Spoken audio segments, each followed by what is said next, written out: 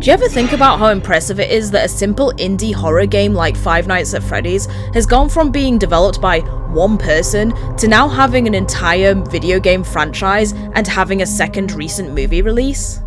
Five Nights at Freddy's is a game that I became familiar with in the same way that I'm sure many others did. A time in 2014 when a number of YouTubers helped draw massive attention to the game, made by developer Scott Cawthorn. At this point, I'd never been a fan of playing horror games. Being scared isn't something I particularly enjoy. Ah! Something's creaking! Oh, is that what it is? And also, I notoriously play games terribly when under pressure. Yes! Ah, I just dropped my... However, I am content to watch other people play scary games. After all, I soon learned to look at the comment section to find all the timestamps for the jump scares. So yeah, those are for wimps like me! And like a lot of people, I became very invested particularly in the lore surrounding the game. It had a unique way of telling a story. There weren't any conversations between characters, just a one-sided phone call, and some newspaper clippings that you were only gonna read if you took a screenshot of it. A game full of Easter eggs and secrets becomes quite intriguing. And the release of more games in quick succession, with interesting trailers with more secrets to reveal more of the storyline, kept me invested all the way up to 2016's sister location. But by that point, my feelings on the series had started to change a bit. At the beginning I felt like I was keeping up with all the games, but now there's so many. Seems like there's so much more information and other characters involved, and are all these animatronics possessed, or are only some of them possessed? But if some of the animatronics aren't possessed, why are they still attacking the player character? Technically been confirmed fighting incidents, but one of them was never mentioned, and one of them has never been shown, even though we've known about it since the first game. To capture children? Or what's happening now? Oh, and also you might want to read the books, because there's even more stuff going on in those. I just wanted to find out where this story was going to go after the original game, but after a while I came away with the impression that this story wasn't planned out very well.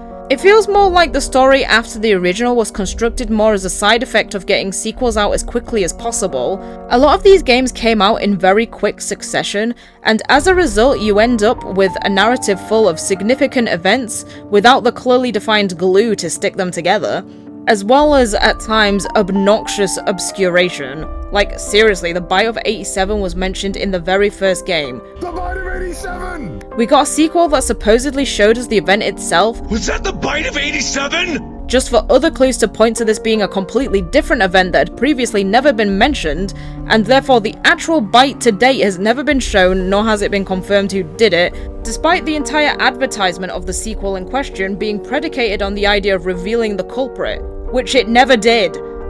Was that the Bite of 87? At the very least, I think it's safe to say this sprawling storyline we have now probably wasn't the plan from game 1. Despite that, the original Five Nights at Freddy's is undeniably the quintessential Mascot horror game. It literally invented the genre, and brought together elements that noticeably influenced Mascot horrors that followed it, even today. The cast of what should be considered child-friendly and nostalgic characters that are actually sinister and uncannily scary, simple mechanics with a mix of resource management, puzzle and/or trial and error, obscure secrets that contribute to the overall story that are difficult to find, especially during first-time playthroughs, therefore adding to the game's replayability, and a limited but stylized analog environment. These are the elements that are most recognizable in new Mascot horror games that appear today, and FNAF itself has stood the test of time. However, despite its undeniable success, in my opinion, FNAF has developed some bad habits the more that it has gone on, some of which is related to its marketability, which is bound to happen with any successful franchise, but also some of it I think has contributed to the dampening of the concepts of the original game. Not only that, but I've noticed that some of the other Mascot horror franchises seem to be following the trend set by FNAF, including these bad habits. For me to better explain what I see as a bad habit, it needs to first be understood exactly what the original FNAF did so well in terms of its gameplay and its story, and therefore how this evolved in other games, for better or for worse.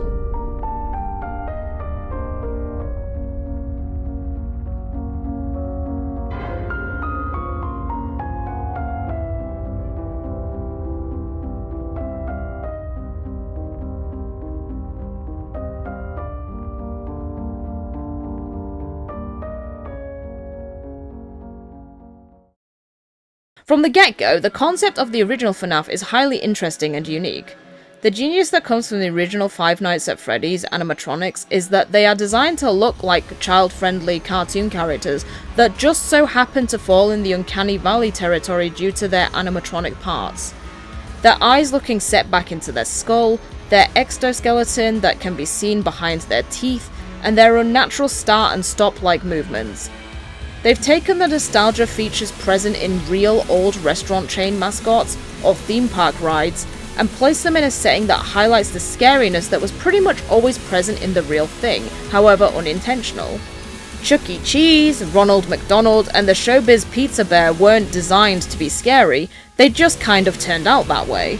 The real yet obviously synthetic fur, the fake open mouth, there's just something unsettling about seeing these features on a figure that stands much taller than you, especially if you're a child.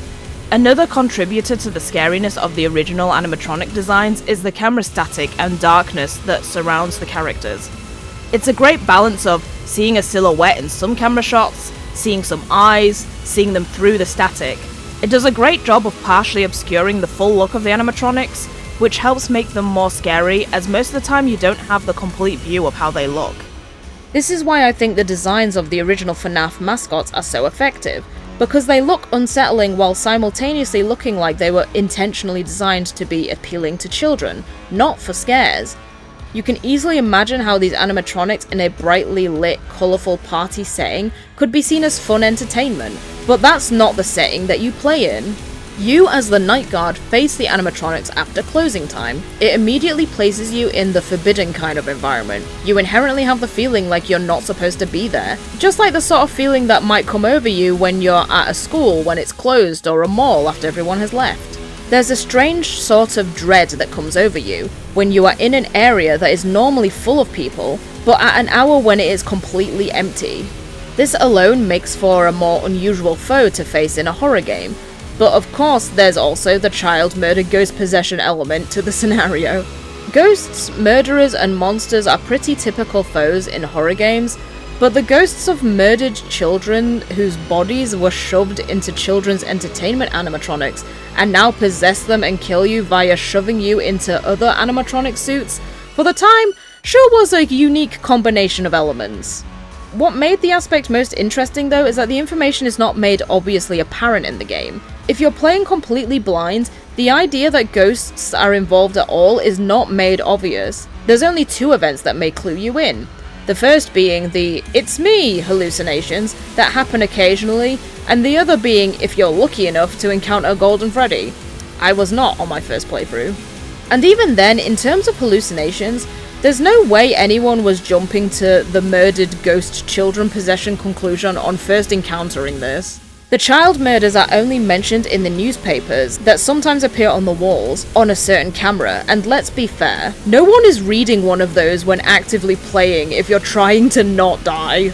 Not only does this make the game interesting because it ignites the desire to search for Easter eggs, but it also makes it apparent when you know the backstory how the events in the game influences the mechanics and setting of the game. Five Nights at Freddy's has always had this tongue-in-cheek, comedically evil and blatantly shady corporation aspect to it. Phone Guy gives a company legal blurb about how they are not responsible for damage or death to a person's and property, and how if you go missing, the restaurant will be cleaned and a missing persons report will not be filed straight away. This makes it abundantly clear that the company is well aware of how dangerous the animatronics are. They have obviously caused harm and death in the past, and that the company is so invested in them that they will cover up any bad that the animatronics cause. Combine this with the abysmal paycheck amount, and it's not difficult to come away with the idea that the company is employing desperate people who will take any amount and may therefore also be easier to disappear. Part of this cover-up also includes the animatronics' behavior. Children were murdered and their bodies were hidden within the animatronics, resulting in their possession. This event is not told specifically, but we do know that children disappeared, their bodies were never found, and the animatronics were later reported to smell bad, like corpses. So the obvious conclusion is obvious. This story-related event is used to justify the gameplay of FNAF. The possessed, vengeful animatronics are not dangerous to children, for they themselves are children, but they are dangerous to the adults. especially those that linger in the building after dark.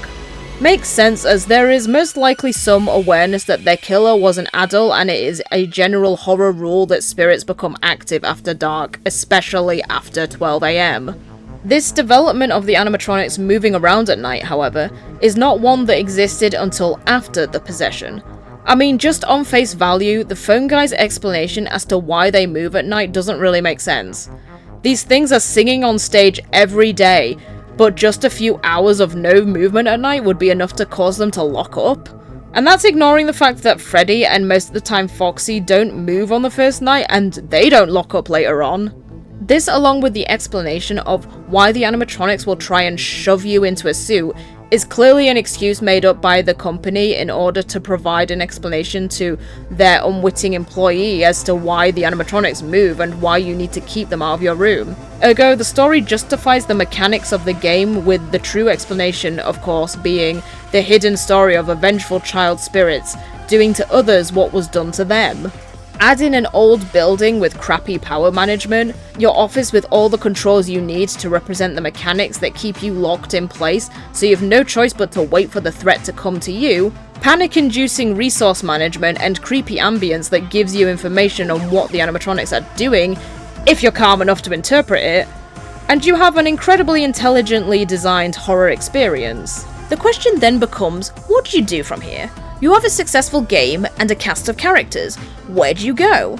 Well, the obvious and most well-tested answer is to do the age-old tactic of do the same thing again, but just slightly different. And therein lies the problem that starts immediately with the first sequel. It goes a little too hard on repeating elements of its predecessor without as much of the justification for it.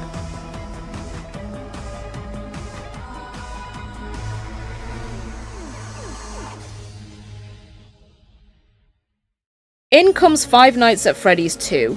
You're a night guard, again, defending yourself from the animatronics Freddy, Chica, Bonnie, and Foxy, again. But this time you also have to defend yourself against Freddy, Chica, Bonnie, and Mangle, again. Also there's Balloon Boy, and the puppet, and some others that are kind of there, maybe if you're lucky or unlucky. In this scenario I can see the logic of the sequel, but I'm also conflicted about it. Going from 4 animatronics, 5 if you count Golden Freddy, to 9 animatronics, plus Golden Freddy and even more super secret ones, is a pretty surefire way to up the player's panic levels. Although the panic level was already pretty high in the first one. And I really like the presentation of the trailer. Something old, something new. It does a good job of building the anticipation and mystery, since those elements did contribute very much to FNAF's popularity. However, I feel like it's not an unpopular opinion to feel like the new animatronics just don't have the scare factor the original animatronics had. Even though I've seen many people play these games previously, when I first started playing the original FNAF, I could feel myself starting to panic at the anticipation of the jump scare, more so than just the jump scare itself. This is horrible! Oh my god! The frickin' bell made me jump. It was the build-up and the moments that pushed you to react quickly that were the most stressful. There was a moment where I was testing if the recording was working smoothly with the first few minutes of the first night, and I knew I had to stop before I ruined my first experience with the game, as Bonnie popped up looking straight into the camera with dark eyes and spooked the crap out of me. Oh my god! Oh my god. Okay, I better stop because I'm freaking myself out before this is even like the proper game yet. It's not even a jump scare, but it triggered my scaredy lizard brain. I didn't realize this at the time, but this is also a rare screen that I got. Suffice to say, I definitely didn't ruin my experience, as Bonnie appearing in the left doorway got a reaction out of me nearly every time. Oh my god, no. What? No. Right, chill out. Oh god! I just couldn't not get spooked by it. But the toy Bonnie on screen in FNAF 2, nope, that just doesn't have it. Maybe part of it is the juxtaposition between the plastic eyes of the original animatronics versus the synthetic fur. I also think a big contributor is the amount of exaggerated features on the toy animatronics. The massive eyelashes, the rosy cheeks, The added eyelids that are coloured vibrantly that fill up more of the empty space in the eye socket, making the eyes look less sunken into an empty cavern. I get that these features are there specifically because the toy animatronics are designed as the new versions, intending to bring more customers and entertain children, but the original animatronics were that at some point too, and they were designed with the perfect balance of being something meant to look appealing, while also giving the feeling of unintentional uncanniness. The toy animatronics don't have that unintentional uncanniness. They look plastic and super silly. I'd say Chica looks the scariest with her beak removed. It's quite unexpected when you first see it, but I'd also say her much more slimmed down feature is also a bit of a distraction from the intended scariness. Who's the most gorgeous girl of all? Hello, nurse. I will say something that I've always found disappointing about the sequel is how it takes away from the individuality of the animatronics attacking you. In the first FNAF, the 4 original animatronics are set up in a way perfect for scaring the player, because not only do they have distinctive looks, but they individually have different strategies for attacking you. Chica attacks you from the right and can be heard shifting pots and pans in the kitchen, which has no visuals, so instead this audio cue can be used to tell you where she is without using the cameras to look for her. Design-wise, she also has a bib that says, "Let's eat," which not only is this another thing that would otherwise be child-friendly, but in your circumstances makes you feel like she's coming to eat you. But it also coincides with the fact that she enters the kitchen occasionally. Bonnie attacks you from the left, and my playthrough appeared to confirm the notion that Bonnie is more aggressive than Chica, appearing multiple times at the door and standing at it for quite a while, unlike Chica, who seemed to be a bit more unpredictable and didn't stay for long on the occasions she was at the door. And then of course you have Foxy, one of the animatronics that forces you to use the cameras. With Bonnie and Chica, you don't need to ever use the cameras to stop them. They can only attack you after appearing at the door, so as long as you check the lights at the door occasionally, you can conserve camera power usage and only close the doors when they appear. Foxy puts a stop to this, as he becomes more and more aggressive the longer you don't use the camera, until he charges down the hallway and either ends your run or at the very least punishes your lack of camera usage by taking power when he bangs on your left side door. This power drainage increases the more he attacks your door, meaning you must use your cameras to minimize the amount of times Foxy attacks you.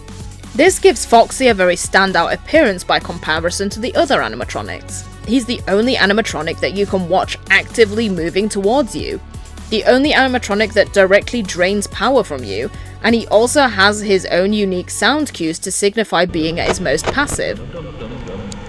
Even the phone guy describes him as being unique.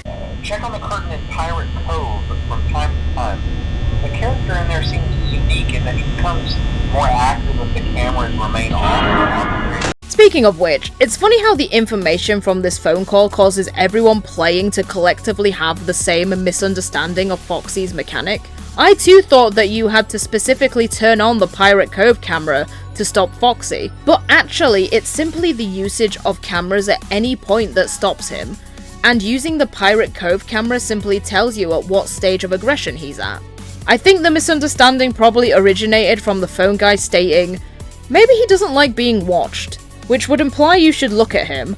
I just think it's funny because it means everybody misattributed a unique mechanic to Foxy that actually belongs to Freddy. Freddy also has this sense of being stand out from the other animatronics, not only because the game is named after him, but the fact that he doesn't start attacking you until later nights gives him a more anticipatory feel. Not only is this a great form of escalation of difficulty of gameplay, teaching you how some of the animatronics work in early nights without overloading you, and upping the difficulty each night with a new animatronic with new behaviors, but also in a game like this where there's no boss fights, Freddy feels like he does the same job. He's the one who will kill you if you run out of power, and of course this is far more likely to happen during the later nights. And this might just be me, but that top hat and bow and the fact that he's the centerpiece of the band always gave me a sort of head honcho, the don of the group sort of feel to him. And if by chance an honest man like yourself should make enemies, then he would become my enemies. His mechanics also complement his threatening presence. When he becomes active, he will move in a set pattern towards the player, And unlike his counterparts, he will never return to a previous room, meaning there are only so many moves he has to make before he reaches the office. When your power is active, he will make his way to the right side door, meaning there is a balance of 2 animatronics that will attack you from both sides.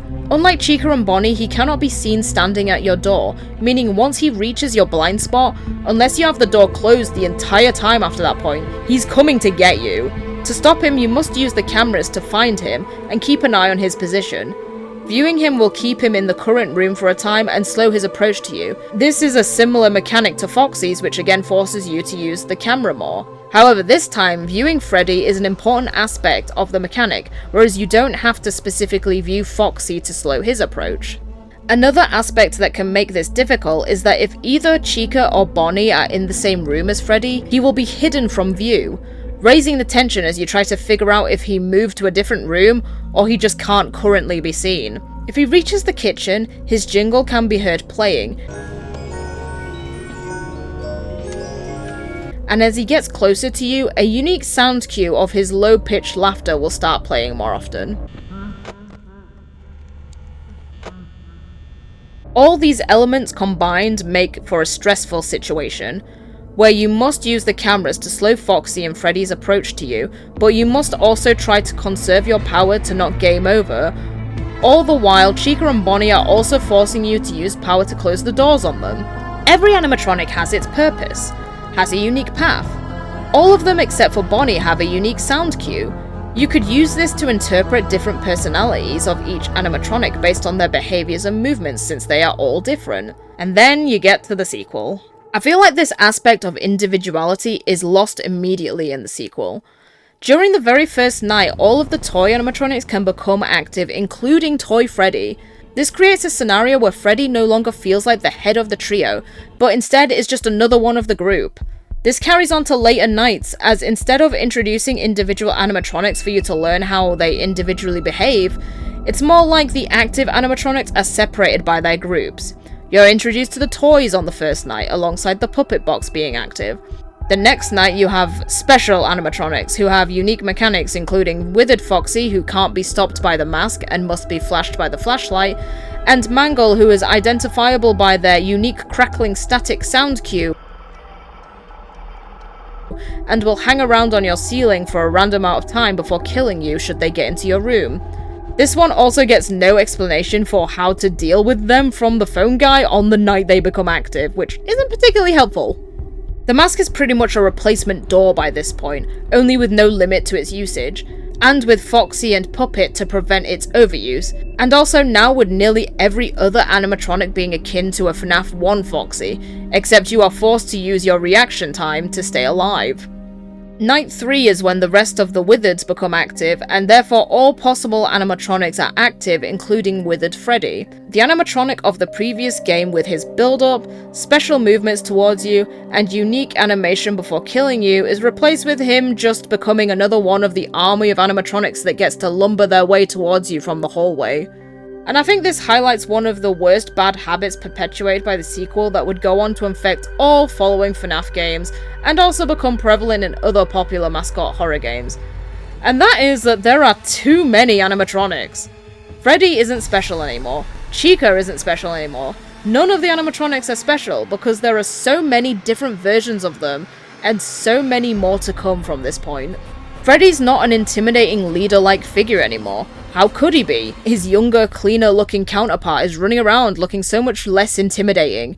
Instead of individual characters attacking you during different nights so you can learn what each of them does, it's more about having the reaction time to pull down the mask as soon as you get forced out of your screen, flashing only Foxy in the hallway and masking up as soon as Balloon Boy and Mangle appear in the vents. You either have vents full of animatronics or you have a hallway full of animatronics.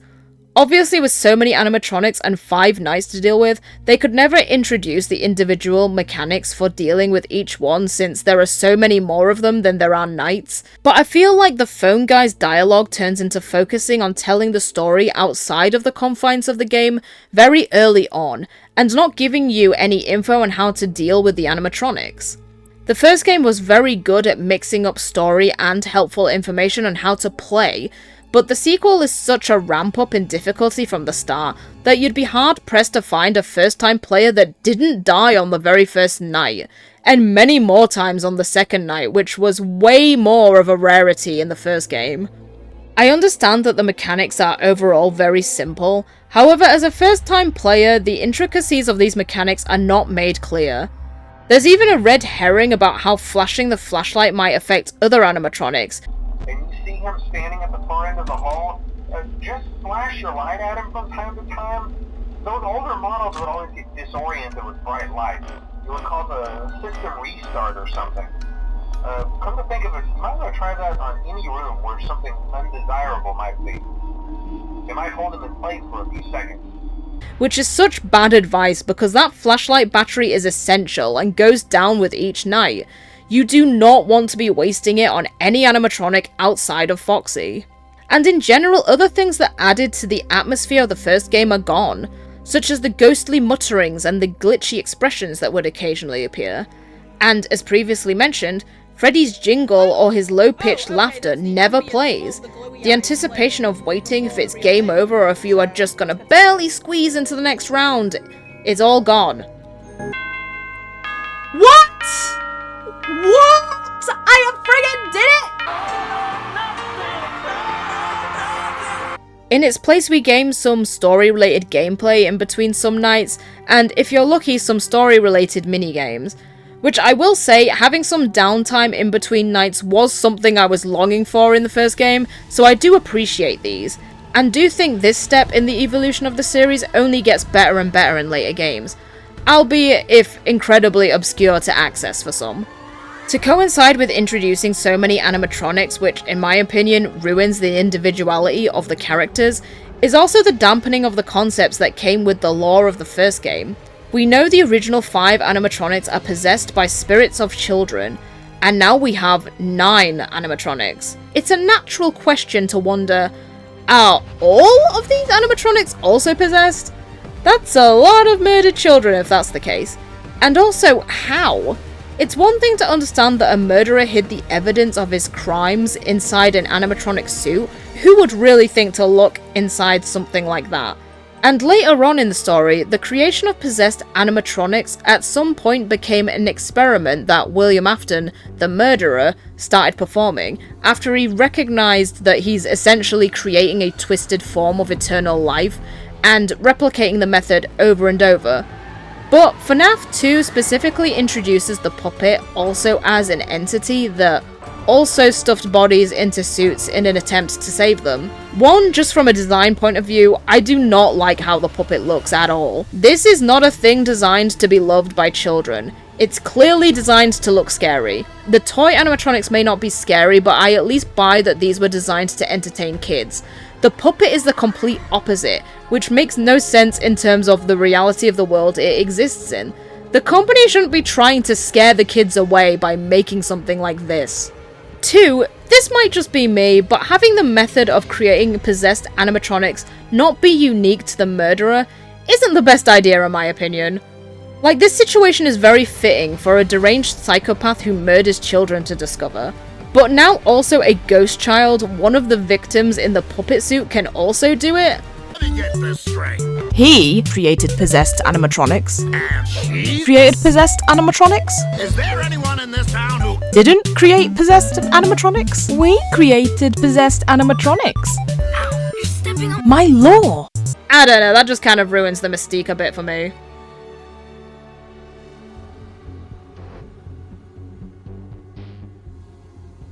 Then there's also how the idea of how possession works got changed.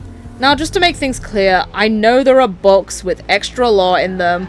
I've not read those and I have no intention of doing so. I know that Revenant and Agony are a thing.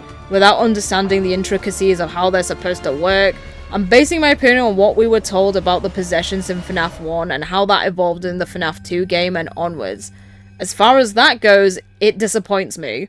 In FNAF 1, as far as the news clippings go, you are made to believe that this twisted mixture of dead, rotting corpses that experienced a horrific end, stuffed in an unusual location of a metal exoskeleton, in a suit covered in electronics, unnaturally fusing together, unintentionally created a Frankenstein's monster, there is an implied element of, this scenario is incredibly unlikely and strange. Then in comes the puppet and, well, just look at it. No one is shoving a corpse in that skinny frame. How did it get possessed? In a later FNAF, we are shown how it happened, and the puppet just sort of falls on top of a body, and that's enough, I guess. Nitpicky brain activate, that is such a boring trigger mechanism for possession. All it takes for this bizarre circumstance to happen is a dead body to touch something electronical, apparently. If someone dies holding a laptop, is the laptop now possessed? The FNAF world must surely be full of possessed electronic equipment. There's also the fact that the further on you go in the FNAF games, the less important possession becomes as an element of the animatronics. We are now at a stage of confirmed, unpossessed animatronics that are just as capable of violence, and perform the typical jump scare before killing their victims, in the exact same way that previous animatronics did back when we were made to believe that this was strictly happening because of the vengeful spirits inside them. Even death by being shoved in a suit is no longer sacred. The Mimic in the current latest game does this and is shown to behave as it does due to mimicking the violence and neglect that was shown to it by its creator, and therefore isn't attributed to possession. And I know there's other theories flying around that this thing is also somehow possessed, but if it is possessed, it definitely wasn't possessed in the same way that the FNAF 1 animatronics got possessed, and it's just another thing that isn't confirmed at all. And ignoring the Mimic, there are definitely other animatronics in the series that are 100% not possessed, that still attack people in the exact same way that the possessed animatronics do. All in all, the rise of this series has been entertaining, but looking back at it in retrospect, I guess there are just some aspects of it that to me took a disappointing turn. The series is now so dedicated to brightly coloured animatronic screams in your face that it feels like all of the other unique combinations that it began with started to dull down. And I think there are ideas in the newer games that could be cool, but like a lot of video games, sometimes the increase in fidelity and complexity appears to just lead to a decrease in overall polish. Like an animatronic that changes the suits it's wearing while you are travelling in a warehouse full of suits, in a situation where it could be hiding anywhere and you can never really know what it looks like at any given time. That sounds so intense. Sometimes while playing, the Mimic will change to a different character while we are still in the same area. But how does this work? Well, it's pretty quick. The wandering Mimic vanishes, and a moment later, a dormant suit in the room will then come to life. Oh. This thing literally just teleports to your location in a new suit, and it's blatantly obvious during gameplay that it's teleporting. That really takes away from the concept. It's really cool when it does this. This is literally just lazy programming. Why are you praising this? I know this is a completely different vibe, but I feel like this aspect is very comparable. Amnesia the Bunker also has you being pursued throughout the location by one single monster. This monster can come out of holes in the wall to your location, and seeing as how you can't see this guy wandering around, you'd think this game would also just have the monster teleporting to your location as and when it's needed. But no, that's not what happens. The model of the beast turns invisible, but the very same one will traverse the boundaries of the map in order to find a path to a hole in a wall where it can enter the map proper. Even if you enter a new zone in the map, the beast will have to traverse the previous zone even though it's despawned, in order to reach you in the new zone. Sound effects of the beast that you can hear of it inside the wall comes directly from the location that the beast is currently at. Given the setup of this game, it would have made complete sense to just spawn the beast at a hole close to you. After all, you can't see it in the walls, so you'd never know. But instead, the game creates great immersion by making you feel like you are being pursued by one creature that has to move around the area in order to find its way to you, because that is exactly what is happening. Okay, this particular segment here that I'm doing now is actually recorded way after all of the rest of it, just because it took me so long to edit the video that an even better example in gaming popped up to compare to Secret of the Mimic. So once again, the example I'm using this time is Outlast Trials, which again has a completely different vibe to FNAF. However, they just introduced a brand new game mechanic which is pretty much exactly what Secret of the Mimic was going for, but again, actually done well. They introduced a new prime asset, which is, you know, one of their main enemy types. And this new prime asset is a stealth prime asset that freezes in an environment surrounded by other statues that look exactly like the enemy. So the whole point is that while you're going through the level, you have to get close to these statues, and you don't know which is actually a statue and what is the enemy.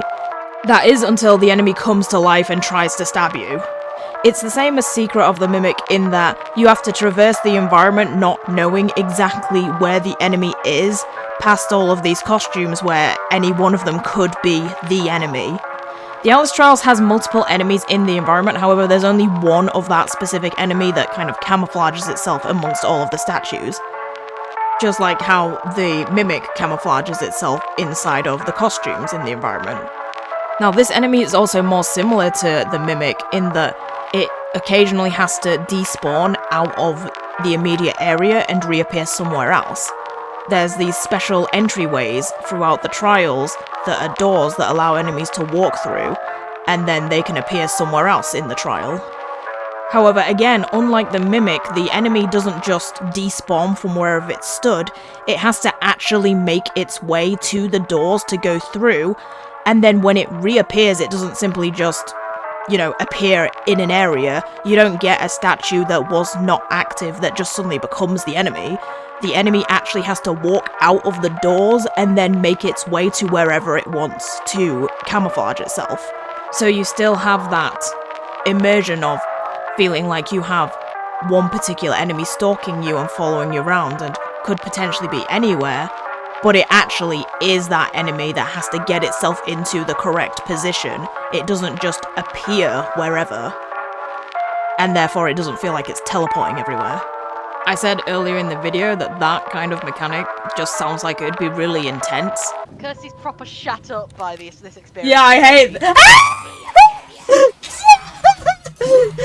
is horrible, I freaking hate this! And it is!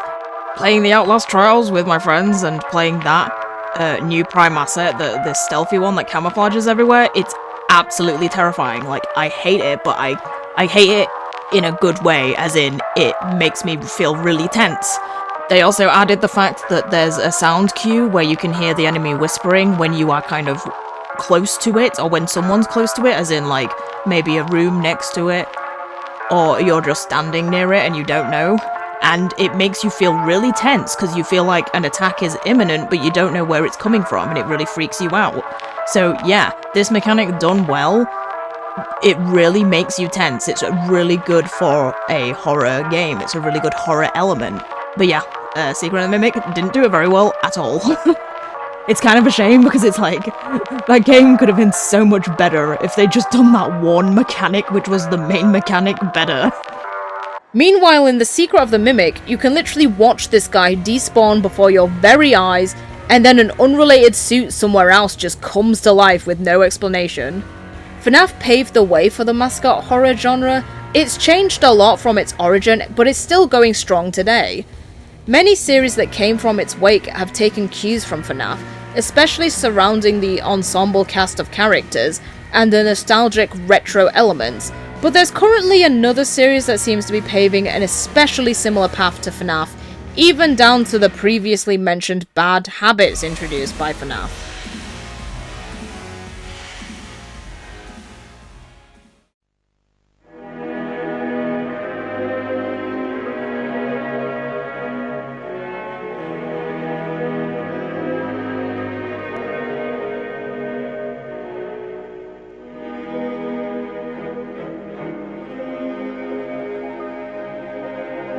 Poppy Playtime is one of the more recent Mascot horror games that isn't shy of its FNAF influence. It's based its monsters on children's toys. It uses a retro setting and aesthetics, most obvious in the use of VHS tapes to tell its story. Its story includes a shady company with adults that kill and experiment on children, creating the Mascot horror characters out of said children. In an event of poetic irony, an adult who contributed to the horrible events has the exact same process done to him, but has such a twisted personality that they end up not even really minding the change. Unlike FNAF, Poppy releases as chapters, the first chapter introducing the setting, storyline, and basic mechanics. The first chapter has a build-up of slowly rising tension as you traverse through the toy factory, find tapes to get context into the story, and notice things happening around you, such as the giant Huggy Wuggy disappearing from his podium, his arm trailing into a door, which I missed, and if you're really observant, you might spot his face staring at you from above in this room.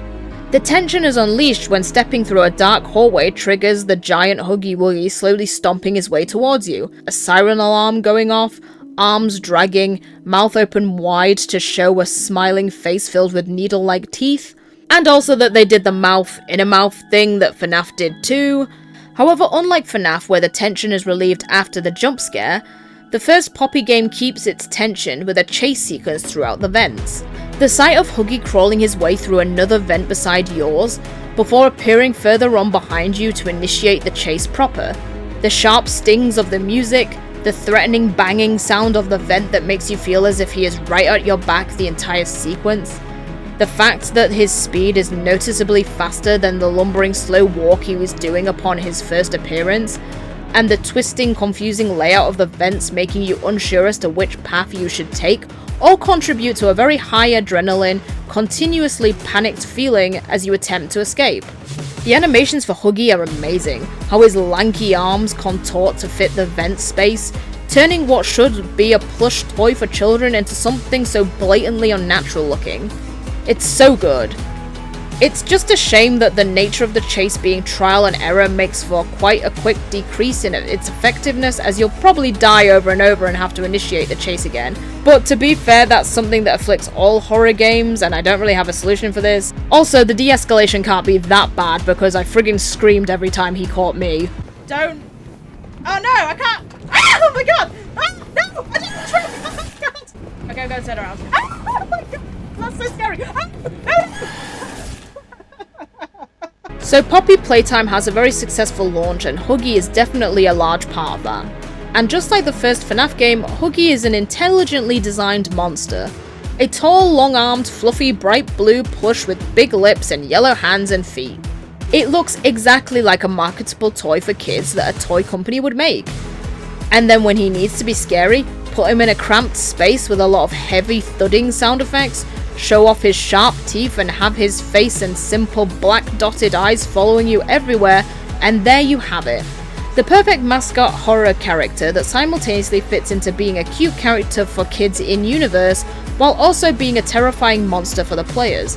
The high-pitched screaming roar when he grabs you is also very effective.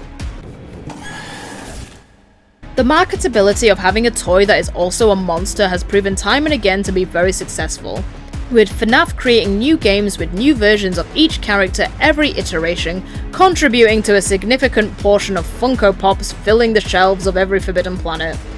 I absolutely hate Funko Pops, not just FNAF Funko Pops, just Funko Pops in general, the soulless stylization that makes most of the human characters near indistinguishable from each other, and there's so many of them that they literally take up entire walls of a single store and more.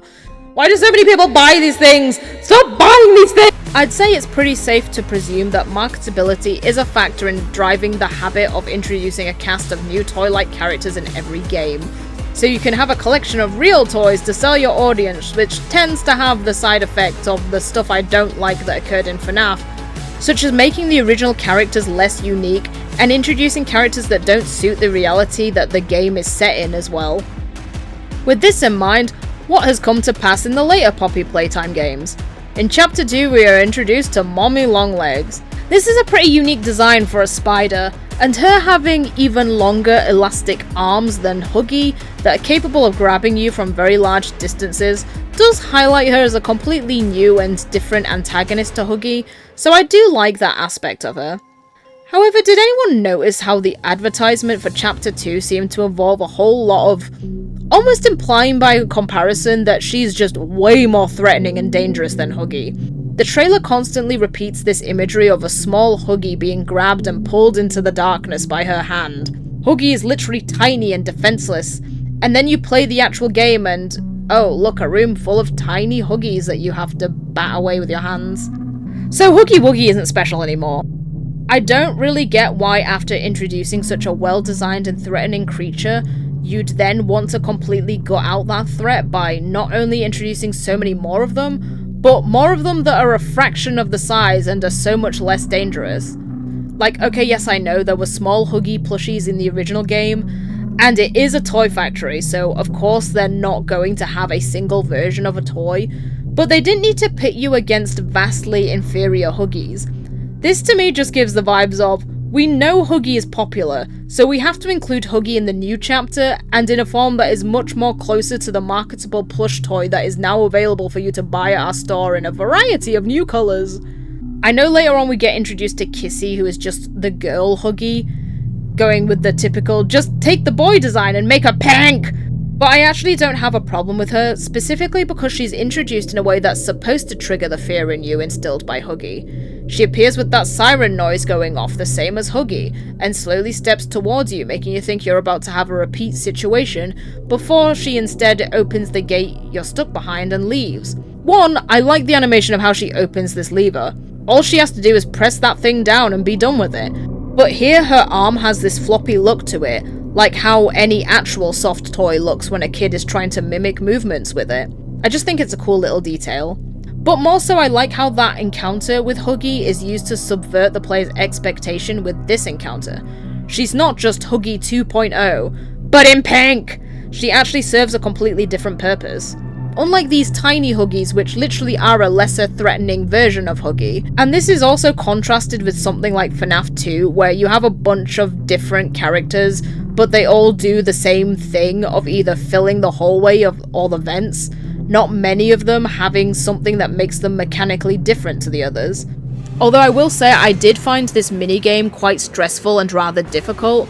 I guess I just kind of wish that they were just new, different little mini creatures so that I didn't have the attachment of going, oh, it's like Huggy again, but not as scary. There's also the fact that as much as I appreciate the kind of unique design of Mommy Longlegs, she also is nowhere near as scary. I think part of her not being as scary is to do with her being a little bit more knowable than Huggy. Like, she immediately reveals herself and she starts speaking to you, so straight away you know that she's intelligent and sentient and, you know, like another person. Whereas Huggy is more like some kind of aggressive beast that you really don't understand. There's also the fact that, again, Huggy gets build up. Like, yeah, you see him right at the beginning of the game, but you don't actually see him aggressive and attacking you until the end of the game. The shift in his face and teeth is also something that you don't see until he's aggressive towards you. And again, the environment of the claustrophobic vents and the banging in them contributes to the terror of being chased by him. There is a pipe section in the chase against Mommy, but it's like only a small section, and also is kind of a bit too reminiscent of Huggy, whereas the rest of the chase is a much more open and not as claustrophobic at all. And to be honest, Mommy just doesn't have the same transformation as Huggy that makes her look more aggressive and scary than her original form. She doesn't have the teeth, she just kind of has bigger eyes, and that's about it. And I guess she crawls on all fours towards you, but she just doesn't look that much different from her normal appearance to you. And again, I think it's more just the knowableness of her, because she speaks to you throughout the entire game. She says some stuff that's just, you know, very blatantly kind of, you know, Obey the rules, or I'll tear you apart and eat your insides while you're still alive. a bit too on the nose and in your face. Whereas, again, because Huggy doesn't speak to you and he just kind of hides away from you, he sneaks around you before he then attacks you, that just makes him less knowable. And I think things that are less knowable just have more of the fear factor. And let's be real, another reason why she's not as scary is because she got the Chica treatment. Hello, nurse. Later chapters also continue the trend of introducing characters that we are told are supposed to be for kids, but whose designs do not reflect that concept at all, like with the smiling critters.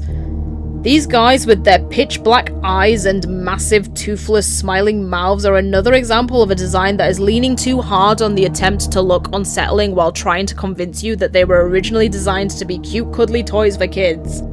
These ones especially stand out to me because I'm the type of person that as a kid collected a whole bunch of soft toys. I love them and I still have most of them now, and let me tell you, as a kid with an active imagination, the last thing I'd want is a cuddly toy with a face like this staring at me in the dark when I'm trying to sleep. Because I know for a fact I'd be seeing all sorts of scary faces coming from this thing, and it would have nothing to do with the red gas it's apparently spraying into my face. To date, this game isn't concluded yet, and of course we don't know the full extent of the story. There may very well be reasons why these things are intentionally designed the way they were in-universe.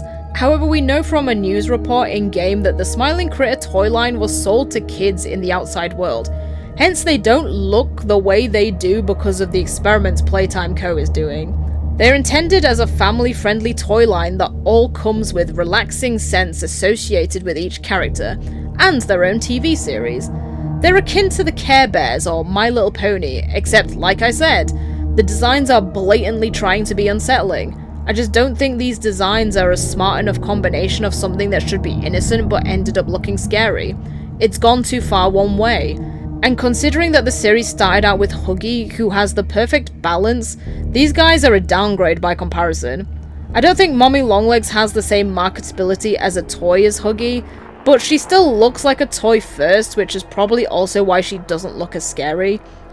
It'll be personal preference on what you deem as more important when it comes to it, but personally I prioritize consistency with the reality of the world over making something in a world that is more so designed for the external audience. I just think it takes more consideration, which contributes to an overall better experience.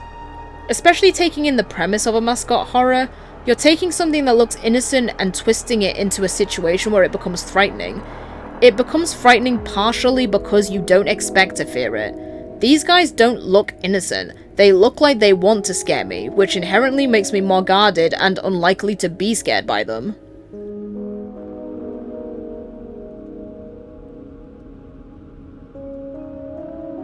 Now, maybe I'm the wrong audience for this. I mean, these games have a primary target audience of youngish children, right? Well, for FNAF, that's heavily debatable. Their movie is age 15, so arguably their audience is mid-teens and up. But if something like Poppy is aimed at scaring children, it seems a bit daft for an adult to come in and say, "This isn't scary." And I would agree with that. I'm not the target audience for this, but also this is me. Oh my god, what? Oh my god! Oh my god! Oh my god! What the frick? I keep freaking breaking the game. Oh my god! Oh my god! One, I feel like I still have a good grasp on remembering what scared me as a child, but also from the many years of FNAF and the fact that people are still experiencing it for the first time today, it's clearly seen as a universally tense experience. I knew what this game was before I played it, and I still couldn't stop myself from getting freaked out just cause it's that well made. Same goes for the Huggy chase. I think there are simply smart ways of presenting things that have a very high success rate of driving fear into your players. Especially in video games, where the player has a more first-hand active experience rather than a more passive experience that movies provide. And I guess my overall point is, the start of these series did very well, but along the way the priorities changed, and what we have now, to me at least, just isn't as good as what we previously had. What Poppy Playtime and FNAF's latest entries have in common now is that they are nowhere near as scary as their first release. And there are a million mascot characters everywhere, in an overly complicated storyline that probably doesn't actually make sense even if you attempted to put all the pieces together. And if you do put the pieces together, it's made in a way where someone else can put those exact pieces together and come away with a different story. And neither of you would be any more correct or incorrect because the story is intentionally unclear. An ironic part of the similarities between Poppy Playtime and FNAF is that it started out with FNAF being the obvious inspiration, but now it's not as simple as that. From the first chapter, Poppy included these cardboard cutout figures with a button you can press that deposits voice lines of the toy characters on the cutout.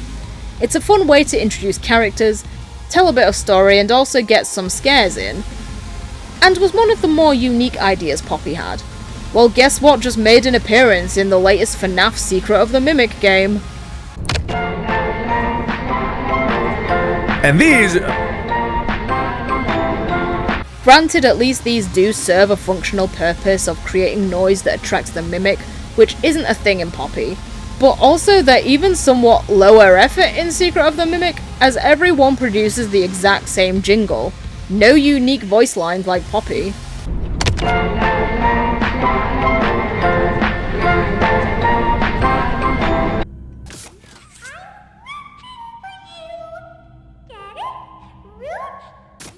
What do you call a dinosaur who's a noisy sleeper?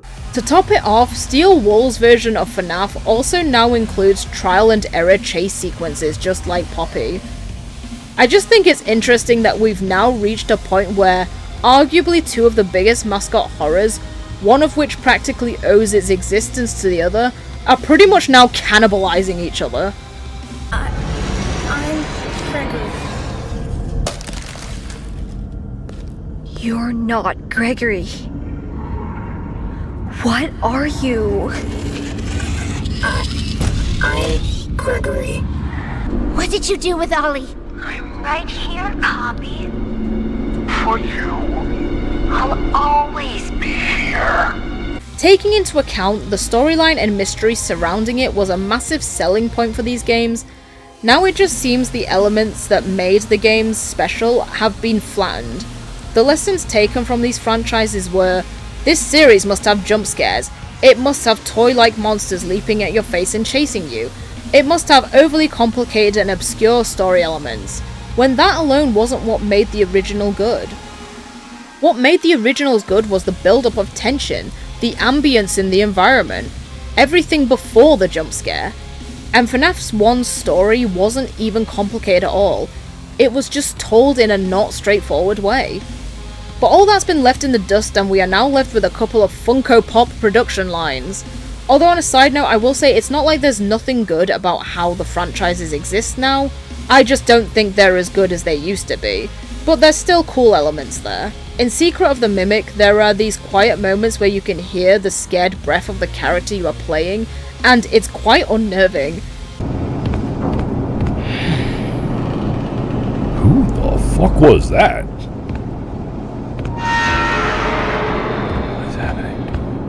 Was breathing. But it's at least one moment that genuinely induces unease, and it's kind of unusual to hear the panic of your own character in these quiet moments in games. Another thing about FNAF specifically is that I don't believe it's had a purely downward trajectory. I'm not the biggest fan of FNAF 2 because I feel like it began the list of bad habits, but taking it as it is, it's a decent game. I have a very low opinion of FNAF 3. This game is an example of Scott becoming too engrossed in feeding the theories.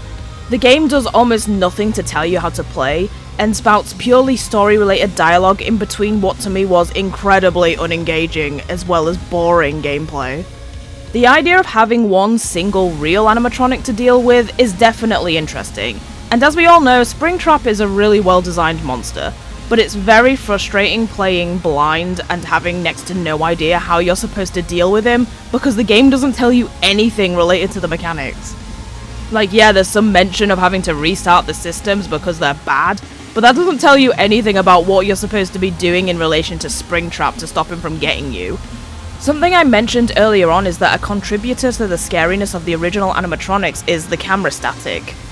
Well, FNAF 3 does it as well, but with static overkill. You're forcing me to try to react as quick as possible while also making me wait a full second or two of complete static every camera click. So I literally can't see at all for a while, and then when the static does clear up, Springtrap literally hides in the tiniest corners of the screen, meaning it's really easy to just not see him at all. That's not even including the phantoms that screw up your systems, forcing you to look away anyway. This whole gameplay system just makes for a really frustrating experience. I didn't find this game fun at all. It was either boring or just frustrating as hell. And even if you're just playing for the story, that's a bit of a mess too. Not the Springtrap related stuff, that's fine. It's more so the secrets. I don't mind making the good ending locked behind secret games, but literally giving zero clues as to how to access those games and then making them solvable in the most nonsensical ways? Like, I just find this kind of pointless. I'm pretty sure the only way anyone figured this out was by being told about it or through data mining. There's no way anyone figured this out on their own through actually just playing the game. And as a game developer, I don't see any accomplishment in that. Like, how is the security guard for Fazbear Frights picking up cupcakes from the camera system? Why would clicking panels on the wall transport him into an Atari-like game? I understand obviously the Atari-like games are a representation of events, they are not literally happening in the game, but there is a complete separation between the mechanics of these secret games and the actions of the night guard you are playing as. How does playing these games contribute to freeing the spirits of the original animatronics? Who is even doing these actions? Oh, and also it all means nothing, because it was completely retconned because FNAF 3 was supposed to be the last game, and see how that went. Because the Springtrap jump scare was so not scary, Scott decided he had to make another game to make up for how not scary FNAF 3 was. And I think that is an important piece of the puzzle when it comes to FNAF. It honestly feels like a lot of the games exist in the form they do as a reaction to something else rather than as a continuation of the story. Most of us know the reason why FNAF 1 exists is because Scott's previous game, Chipper and Sons Lumber Co., flopped, and one of the criticisms of it was that the characters were scary looking. So in reaction to this, Scott made FNAF 1 as an intentionally scary game, and it was a massive success. Follow this thought through, and you can see how a lot of the other FNAF games exist as a reaction to each other or the fandom. For example, when FNAF 1 was released, Scott didn't even know if the hardest difficulty of FNAF was even possible. Of course it was shown that it was possible, so now out comes FNAF 2 with more than double the characters and multiple challenge modes and an even more difficult 1020 mode. After this, FNAF has cemented itself as being incredibly popular, especially for its story. So Scott creates FNAF 3, with more ways to interact directly with the story. And maybe he noticed the amount of animatronics in FNAF 2 was a bit over the top, so he toned down how many of them there were in this game too. Although it was supposed to be the final game, he can't let go of the disappointment of the FNAF 3 jump scare, as I'm sure many who played it at the time echoed the sentiment that it's not scary at all. And so comes FNAF 4, and I have to say, this game... While we're waiting... Whoa! God! No! Oh, no! This game to me is one that I find it really difficult just to watch other people play it. To me, FNAF 4 is one of the games that has one of the most perfect combinations of story elements, story-related gameplay, and scary atmosphere that results in scary jump scares. Sure, the design of the animatronics, or nightmares, are quite over the top, and we've definitely left the land of uncanny things that are designed to be appealing to children but ended up looking scary. But that doesn't even matter because the in-universe explanation for why they look the way they do is perfect, and the gameplay is used fittingly to really build the tension, so the look of them is only a part of the puzzle of fear, not the whole story as it should be. The game actually tells you how to play, which shouldn't be an achievement, but coming from FNAF 3, it really is. And its gameplay forces you to listen for sound cues to determine your course of action, intentionally putting you in a tense position of actively trying to detect the danger with your senses, which results in you both being in fear of, when you think you hear nothing, having to try your luck with the flashlight, getting it wrong and getting an unexpected jump scare, or hearing the creepy breathing in your ear and having to react to that. The game goes back to basics by having the original animatronics as nightmares, not only mimicking the first game, with Bonnie coming down the hall on the left and Chica coming down the hall from the right, but the other nightmares have unique gameplay mechanics that get introduced night by night. They're all individuals again! Not to mention the game mixing it up in later nights with a new threat that also has different gameplay mechanics. Throwing in a curveball where you have to figure out how to face the new threat, similar to how when Freddy appears in later nights in FNAF 1, you have to figure out how he works. Now just to be clear, I don't think there's anything wrong in making your players figure out mechanics without telling them. The issue is, it shouldn't be right at the start of the game. The game should give you the information on how to play so that later on you can figure out the new stuff for yourself, not give you nothing at all from the start. I think FNAF 4 is probably one of the best games that was released since the first game. It really did a good job of capturing the atmosphere of the first game in its own unique way. The only problem I have with it is, why the hell is this not the Bite of 87? There's literally no reason for it not to be. There are later games past FNAF 4 that at least occasionally have times where they smartly build tension. It's just more often than not, especially in the Steel Wool games, it just doesn't have the whole package. I feel the same way about the latest chapters of Poppy. They seem to consistently have a problem with releasing glitchy as hell games, another thing that they have in common with Steel Wool FNAF. But there are also plenty of moments in the games that do a good job of putting you on edge in preparation for the jump scare, especially with the sound design. But just like FNAF, I don't think anything they've released since the first chapter has hit the high of the Huggy in the vents. But currently it looks like both of these game series still plan to be around longer, so you never know, there's always next time. I guess the main takeaway from this is that I'm a massive wuss, and if you can't even scare me, then you're doing something wrong. And also, you don't need that many monsters in your franchise. And also, I hate Funko Pops. Why are they so popular? Why do they keep making them? Why do you keep buying them? Thank you for making it to the end of the video, I really appreciate that. I'm trying to get out more of videos like this of just doing my thoughts, but like, I've decided that I'm literally just going to, instead of giving it a break, I'm gonna start writing whatever thoughts I have for the next video, like right this second, so hopefully the next ones are coming pretty quickly. Just cause like, I feel like a lot of people like this sort of stuff, and like, I get a lot of engagement out of it, which I appreciate. It's nice to see people like giving their own opinions and also telling me stuff that I didn't know about the things that I'm looking into. So I appreciate the comments.